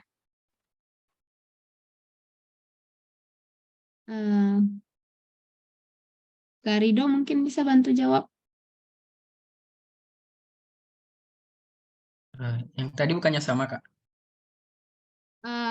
Iya, tapi ini dia bertanya bagaimana kalau di 2 tahap yang berbeda. Tahap 1-nya tidak lolos, Oh, ya, jadi misalnya di tahap 1 dia afirmasi, tahap 2 reguler gitu. ya betul. Kalau menurut saya sih itu bisa ya, asal memenuhi persyaratan dari setiap jalurnya. Misalnya di afirmasi, dia mau daftar di afirmasi nih. Dia memenuhi kategori persyaratan di afirmasi tersebut. Walaupun di tahap sebelumnya dia mendaftar di reguler gitu. Menurut saya bisa saja sih, Kak. Asal memenuhi persyaratan yang diminta dari jalurnya. Oke, baik. Pertanyaan selanjutnya. Izin tanya Kak, kalau semisal aku daftar S2 terus diterima dan mulai pembelajarannya Agustus. Seiring berjalannya itu aku daftar LPDP sampai seleksi akhir ada di bulan Januari. Nah, bagaimana jika dalam kondisi tersebut saya sudah masuk perkuliahan Agustus dan diterima LPDP Januari? Apakah bisa dilanjutkan LPDP-nya atau kuliah dulu dengan uang sendiri?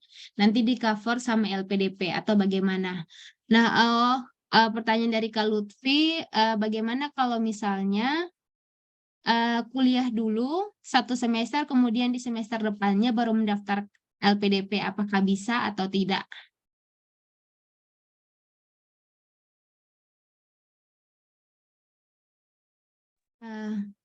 Ya, Kak izin Ridho? menjawab. Oke. Untuk LPDP ini, jadi kita tidak boleh ongoing terlebih dahulu ya. Jadi kalau kita udah ongoing itu nggak bisa untuk apply LPDP. Jadi sebaiknya solusinya ya defer, penundaan mulai studi. Kalau udah dimulai studinya, kemudian baru apply LPDP itu nggak bisa lagi karena udah masuk kategori ongoing. Atau Mas Teki mungkin ada tambahan? Sorry, baru gabung tadi. Ada pertanyaannya apa?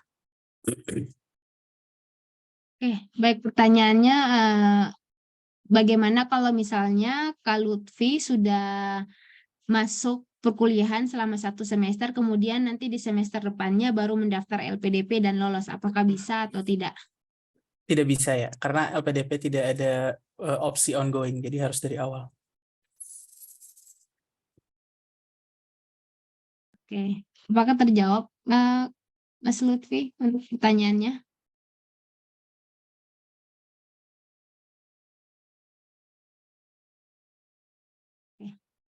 Kita lanjut ke pertanyaan selanjutnya dari Kak Windy. Selamat malam Kak, saya izin bertanya terkait jurusan Magister Aktuaria. Apakah termasuk prodi tujuan LPDP? Karena pada pendaftar prodi dengan perguruan tinggi tujuan dari website LPDP belum ada prodi aktuaria.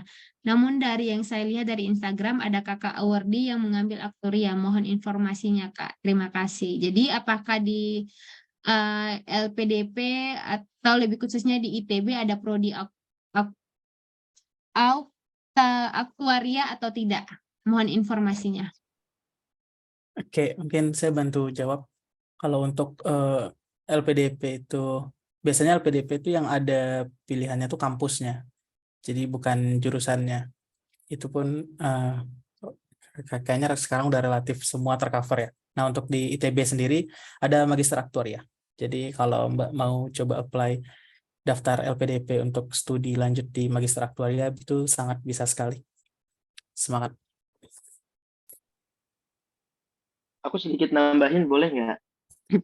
Boleh, Yuk, silakan mangga. Mas. Halo teman-teman, berhubung ini tentang LPDP agak administratif ya. Sebenarnya yang dibilang Mas Steki benar sih, hampir semuanya udah tercover. Cuman ada beberapa kriteria yang LPDP harus, si prodi harus dipenuhi banget nih supaya dapat LPDP. Salah satunya itu adalah akreditasi. Jadi akreditasinya harus kalau nggak salah sudah A gitu, baru bisa ke masuk atau sudah ada akreditasinya lah gitu. Karena kasus saya kemarin ketika ingin mendaftar fisika medis di UI itu belum ada karena prodinya baru gitu. Nah mungkin ini aktuaria memang ada salah satu teman kita yang aktuaria juga di kelurahan juga.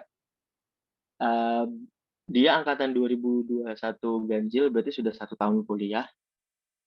2022 ganjil. Kalau misalkan tadi siapa yang bertanya ya? Sebentar saya lihat dulu. Kak Windy ya. Kak Windy mungkin coba dicek lagi apakah ITB aktuaria itu masuk dalam list atau enggak. Kalau memang sudah dicek berkali-kali tidak masuk dalam list, kemungkinan besar mungkin lagi ada entah peralihan atau seperti apa akreditasinya bermasalah, jadi dia belum bisa masuk ke list LPDP lagi gitu. Karena memang yang diterima itu yang sudah ada di list LPDP, yang sudah ada di di selebarannya itu ya, di bukletnya. Jadi coba dicek lagi aja, jangan sampai nanti kecewa lah gitu, ibaratnya ternyata nggak bisa gitu. Jadi coba dicek lagi, di cross check lagi. Kalau kurang yakin bisa tanya ke admin prodinya aja gitu, apakah si akreditasinya lagi ada trouble, apalagi perpanjangan atau apa, jadinya si LPDP nggak bisa masukin ke dalam listnya gitu. Kalau masih kurang yakin lagi, LPDP itu punya tiket bantuan namanya. Nah itu kalian bisa bikin akun aja di websitenya, terus kalian tanya aja ke si LPDP-nya itu. Nanti customer service-nya akan jawab sesuai dengan pertanyaan kalian sih. Kurang lebih itu. Sama tadi mungkin nambahin sedikit yang dari Kang Rido ya, untuk yang defer itu opsi yang sangat bagus, tapi perlu diingat lagi kalau teman-teman mau defer harus bayar ya, dan bayar sendiri. Biasanya tidak tercover oleh LPDP gitu. Terima kasih. Gitu, nambahin bayar 1 juta, Mas. Oke, baik. Terima kasih Mas Latov. Informasi yang sangat luar biasa.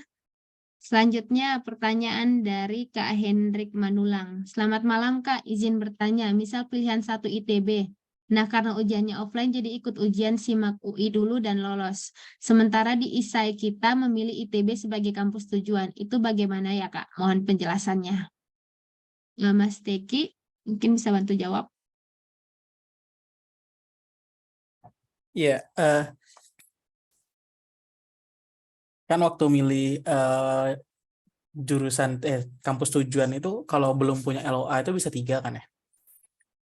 Nah, kalau memang UI-nya termasuk di salah satu list itu, mungkin saya rasa tidak ada masalah ya. Tapi mungkin bisa lebih dijelaskan lagi sama Mas Latov atau Mas Rido nih. Saya kurang tahu sebenarnya. Mangga. Kalau aku boleh nambahin, mungkin di SI-nya itu dibuat lebih general aja. Nggak usah terlalu spesifik ke ITB gitu. Tapi kalaupun misalkan sudah terlanjur gitu, ya nggak apa-apa juga sih. Karena kemarin kalau saya sendiri kasusnya ketika wawancara, malah jadi ketika wawancara itu sangat amat spesifik yakin gitu, saya milih UI. Dan ketika saya sudah lolos gitu, baru tahu ternyata UI Fisika Medis itu nggak masuk. Jadi ya udah gitu. Padahal ditanya dosennya UI sudah tahu, oh sudah, pelajarannya sudah, ini sudah, pembimbingnya sudah tahu gitu. Masuknya ke ITB, ya udah, jadi nggak apa-apa juga. Yang penting masih ada di dalam 3 list yang kalian tulis itu. Dan kalau misalkan di SI, saran saya sih dibuat lebih general aja gitu, nggak. Kecuali kalian udah yakin banget ya, targetnya ITB banget gitu. Tapi kalau misalnya ada opsi lain, dibuat lebih general aja gitu. Makasih. Oke, jadi kesimpulannya yang penting pada saat mendaftar universitas yang dituju masuk ke dalam 3 list universitas yang ada pada saat pendaftaran. Kemudian pertanyaan selanjutnya dari Kak Irna. Halo Kak, izin bertanya lagi untuk mengetahui lebih dalam tentang jurusan Pascasarjana di ITB yang akan dituju. Jika berkenan, apa bisa kita menghubungi Kelurahan LPDP ITB untuk mendapatkan materi-materi yang dipelajari di jurusan tersebut? Terima kasih. Nah, ini mungkin dari Pak Lurah, dari Mas Latov bisa bantu menjawab. Iya, Mbak Irna Eka ya. Ini yang dari Unjani ya. Mungkin nanti bisa nih Unjani ngobrol-ngobrol juga. Ada program berikutnya. Ya nggak Mas Akbar? Buat Mbak Irna, kalau misalkan ke kelurahan, mungkin lebih spesifik ya. Misalkan Mbak Irna pengen masuk SBM gitu, atau misalkan mau masuk kimia gitu. Boleh nggak Kak minta kontak anak kimianya, nanti langsung bisa personal chat. Nah, tapi kalau misalkan secara keseluruhan gitu kita jabarin materi kayak tadi Mas Rido kan, kebetulan karena Mas Rido itu prodinya nge-share punya dia sendiri, itu kayaknya agak terlalu banyak, jadi kita tidak sediakan gitu. Tapi bisa banget diakses lewat web sebenarnya. Itu apa aja yang dipelajari, matkul-matkul itu ada semua di web. Jadi bisa cek di web prodi, itu nanti cari aja lewat web ITB dulu, terus ke web prodinya nanti bisa sih dicari. Kayak gitu Mbak Irna. Teh Irna. Oke, baik. Terima kasih Mas Latov. Pertanyaan selanjutnya dari Kak Arin. Izin bertanya Kak, saya mendaftar jalur reguler dan harus memilih 3 prodi. Kalau ternyata prodi yang saya tuju hanya ada di 1 perguruan tinggi, apakah boleh kalau ketiga pilihan prodi itu sama?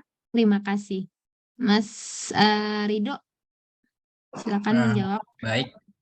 Untuk pertanyaannya, kebetulan sama dengan kasus yang saya alami kemarin. Jadi, untuk program studinya yang saya kemarin itu juga hanya ada di ITB. Jadi, waktu itu saya juga memilih tiganya itu adalah rekayasa pertambangan ITB. Jadi, jawabannya itu boleh ya untuk memilih satu prodi dan jurusan. Namun, resikonya adalah ketika kita ditolak dari satu jurusan itu kan kita nggak punya opsi lainnya. Jadi, eh, harus benar-benar yakin bahwa kita bisa tembus di satu prodi yang kita tuju itu. Itu sih. Terima kasih. Oke, baik. Jadi pertanyaan kita malam hari ini banyak yang relate dengan pemateri. Untuk pertanyaan selanjutnya, izin bertanya Kak, pada saat pemaparan materi Kak Rido tadi ada satu syarat mendaftar, yaitu rekomendasi dari dosen atau atasan. Pertanyaannya, bagaimana jika tidak ada rekomendasi Kak, tetapi berkeinginan untuk mendaftar? Terima kasih. Kak Rido, silakan menjawab. Ya, baik.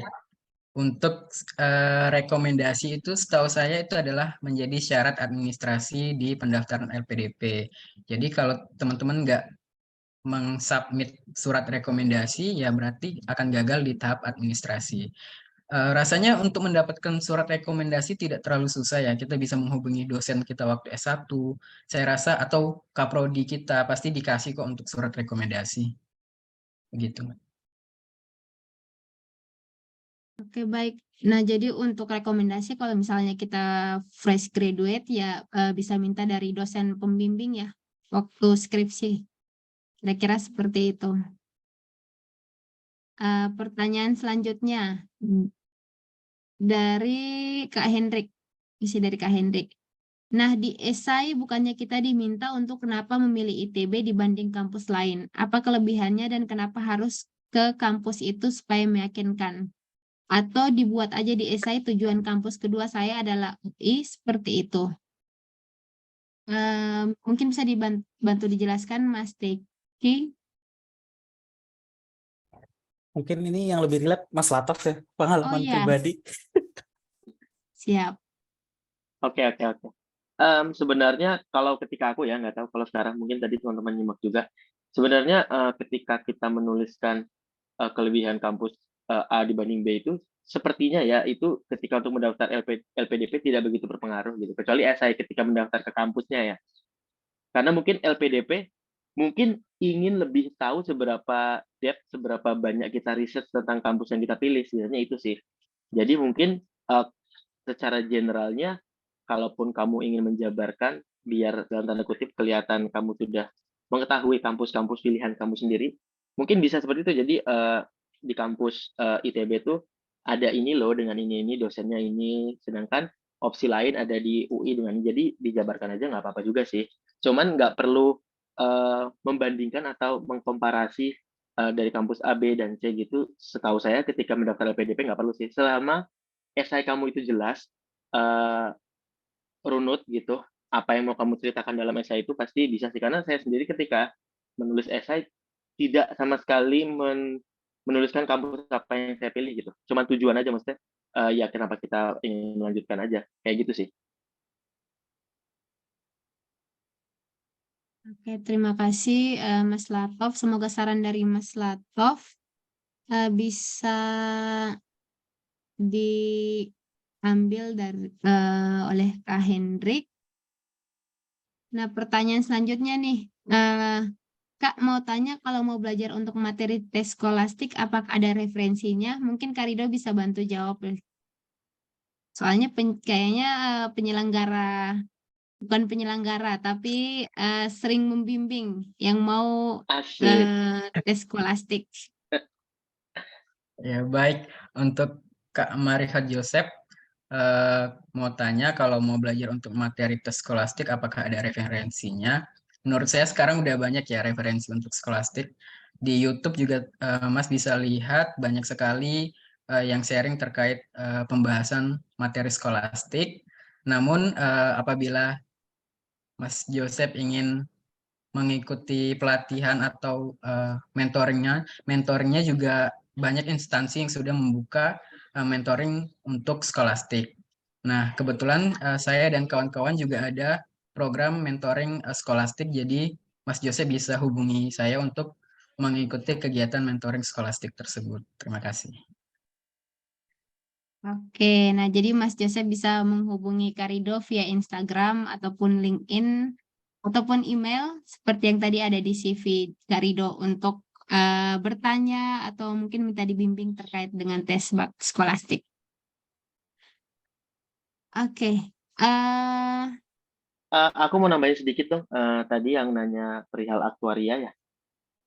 Sedikit informasi, kebetulan kan kita ada grup calon LPDP ITB ya, jadi teman-teman yang sebenarnya ini dikhususkan untuk teman-teman yang sudah keterima LPDP dan lagi berjuang banget untuk ITB, dan juga teman-teman yang sudah keterima LPDP dan sudah keterima ITB gitu. Jadi lagi persiapan PK lah, terus minta administrasi sana sini buat ke kampus dan ke LPDP.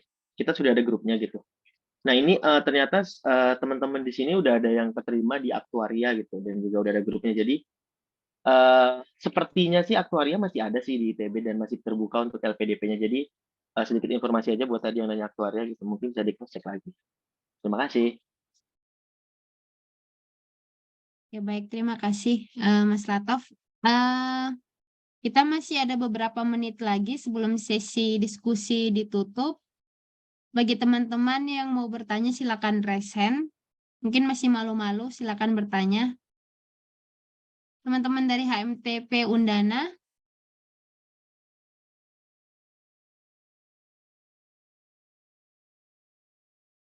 Ada pertanyaan, kebetulan pemateri kita dari orang tambang juga, jadi silakan dieksplor.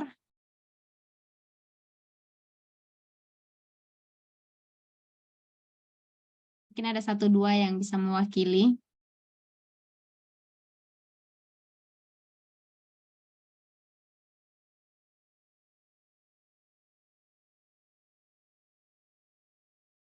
Ya, baik. Nanti link materinya nanti kami share di grup peserta sosialisasi.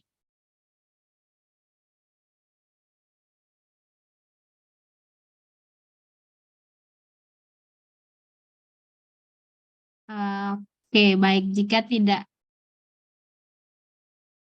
ada pertanyaan, mungkin akan saya tutup sesi diskusi kita pada malam hari ini dengan quotes dari Pak Muhammad Kamaludin, PK 89. kita minder karena kita membiarkan diri kita seperti persepsi orang lain. Jadi jangan pernah minder untuk mendaftar beasiswa mau baik LPDP maupun atau apapun itu karena merasa kita tidak mampu. Mari berani untuk mencoba, entah hasilnya apa, yang penting sudah berani memulai dan mencoba karena tujuan baik pasti akan berbuah hasil yang baik. Oke, selanjutnya saya kembalikan ke Kak Dela selaku MC untuk acara selanjutnya.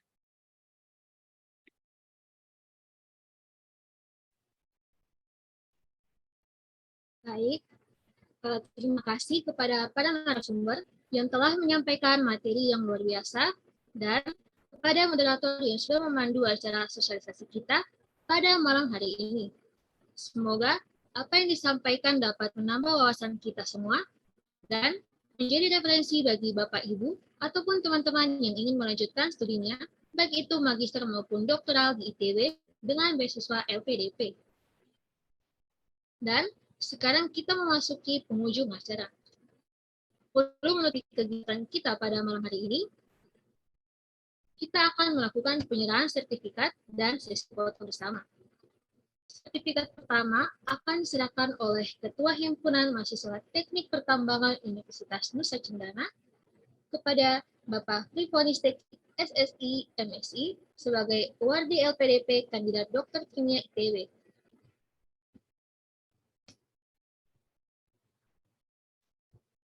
Dan sertifikat kedua akan diserahkan oleh Lurah Kelurahan 10 LPDP ITB kepada Karido Agustian sebagai ST sebagai Wardi LPDP Kandidat Master Rekayasa Pertambangan ITB.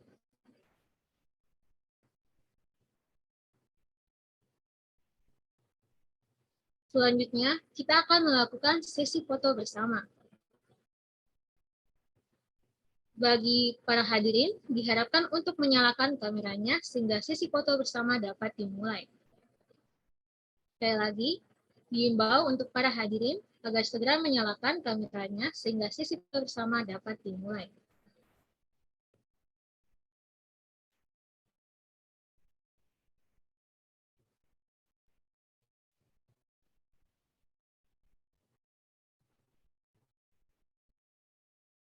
Baik, kita mulai. 1, 2, 3. Sekali lagi. 1, 2, 3.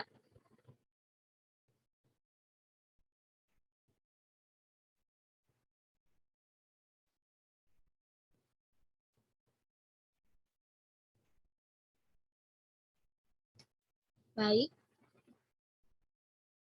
Demikian serangkaian acara sosialisasi tips and trik kuliah di ITB dengan beasiswa LPDP kita pada malam hari ini telah selesai.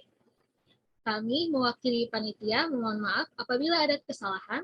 Semoga apa yang disampaikan dapat bermanfaat bagi kita semua. Bunga mawar, bunga melati, hingga dipandang di pagi hari. Saya pamit undur diri, jika rindu, semoga di ITB kita berjumpa lagi. Oke.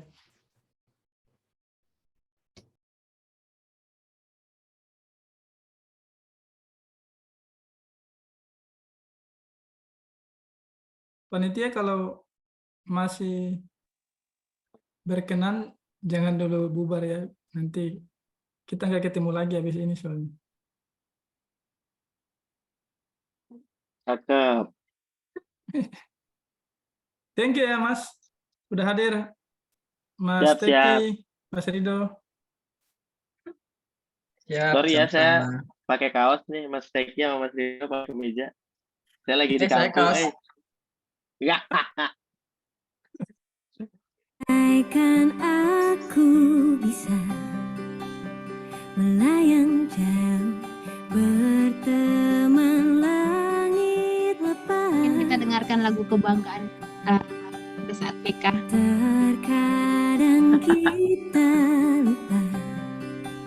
Recordingnya dimatiin aja, San. Ini tak akan selamanya menunggu kita.